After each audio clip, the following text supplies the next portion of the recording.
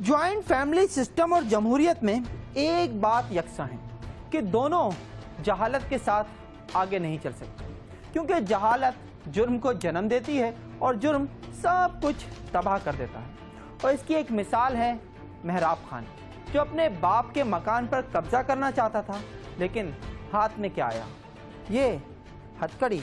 और दूसरी मिसाल है बहावलपुर की एक लड़की, वो बाप के मकान पर कब्जा करना नहीं चाहती थी, अपना घर बसाना चाहती थी, लेकिन बाप जानता था कि जिस बंदे ने बेटी को शीशे में उतारा है वो कोई चंगा बंदा नहीं है, लेकिन उसमें वो तमीज़ नहीं थी जो ये सिखा सके कि अच्छे और बुरे की तमीज़ क्या होती है।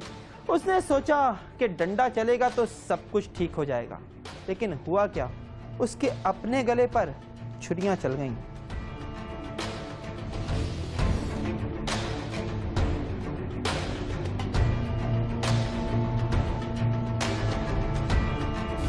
इंसानों के बीच झगड़ा शुरू ही उस वक्त होता है जब एक को अपना हक तक ना मिले और दूसरा अपने हक से ज्यादा लेने की कोशिश या साजिश करे। इस मसले का वाहिद हल अलिफ बे पे यकीन यानी तालीम है, क्योंकि तालीम ही इंसानों में अपने हक से कम लेने और दूसरों को उनके हक से ज्यादा देने का शऊर पैदा करती है। और जिन माशरों में शऊर हो वो अमन और तरक्की दोनों के मजे लूटते हैं। दूसरी जानिब हमारे माशरे में चूंकि तालीम आम नहीं, लिहाजा आबादी की अक्सरियत अमन और तरक्की से दूर और कातलाना झगड़ों में उलझी हुई है। 70 साला नजीर अहमद सुखेरा की लाश इसी खून आलूद हकीकत का सबूत है।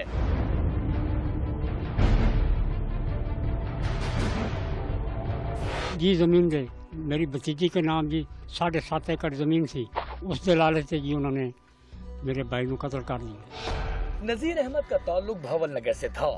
बीवी और बेटी पर मुश्तमिल इसका खानदान थाना मरोड़ के चक 330 HR में रहता है। नजीर के 2 भाई और भी हैं और बरसों पहले आबाई जमीन का बंटवारा हुआ तो तीनों भाई अपनी अपनी जमीनें लेकर अलग हो गए। जब तक रग पट्टों में दम था, नजीर अपनी जमीनें खुद काश्त करता रहा, लेकिन उम्र आगे बढ़ी तो दम पीछे रह गया।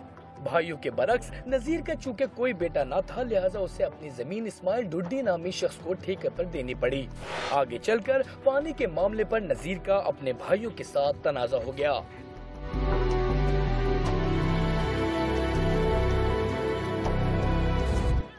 भाइयों का तनाजा इतना बड़ा न था, मगर इस्माइल ढुड्डी सोची समझी साजिश के तहत उसे बड़ा बनाने की कोशिश में लगा रहा।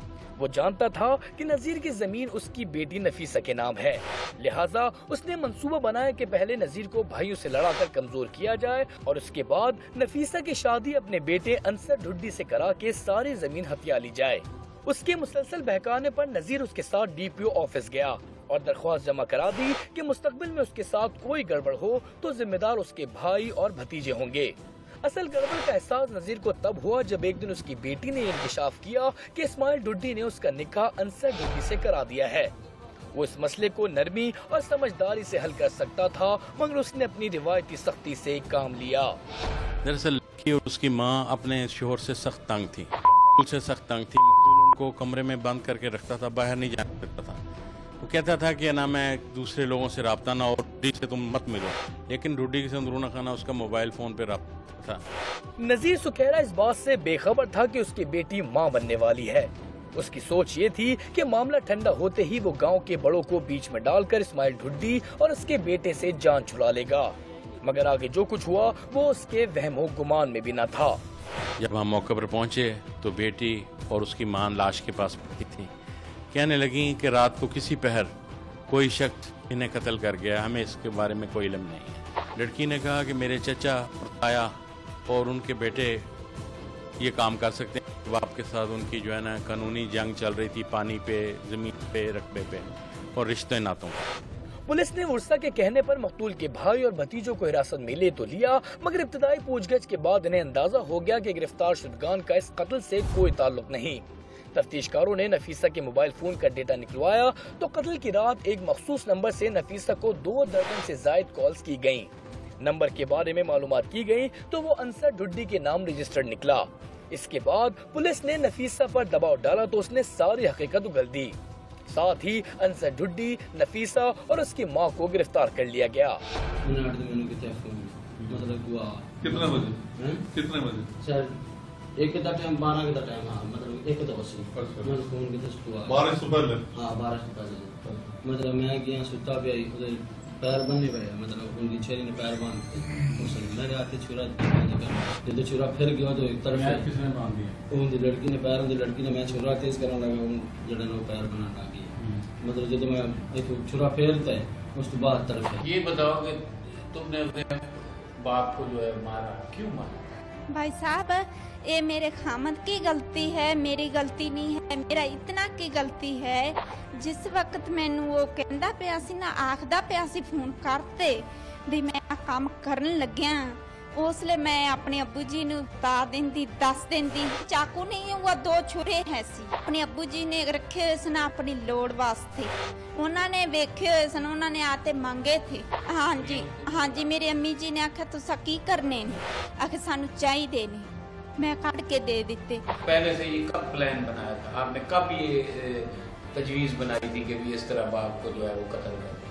یہ 5 دن پہلے آکھیا سی مینوں انہوں نے 5 دن پہلے بھی اس طرح کرنا. ہاں جی تو ہمیں بار لئی بس چپ کر کے پھرتی رہی. پتر میں نہیں مروایا میرے اللہ نے بھی نہیں پتا, میرے اللہ نے بھی نہیں پتا, مینوں کی پتا ہونا سے. تجھے اس نے نہیں بتایا تھا کہ جی میں اپنے باپ کو مروا رہی ہوں؟ مینوں نہیں پتا, اس کام دا میرے کرنا تھا ہی نہیں پتا.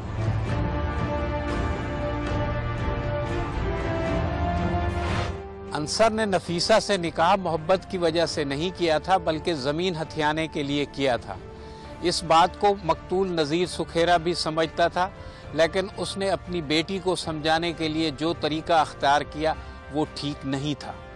دوسری طرف بیٹی نے اپنے گھر کو بسانے کے لیے جو طریقہ اختیار کیا وہ نہ صرف حیرت ناک بھی ہے بلکہ افسوسناک بھی ہے. یہ جرم نہ تو معاشرے کے لیے قابل قبول ہے اور نہ قانون اسے معاف کرے گا.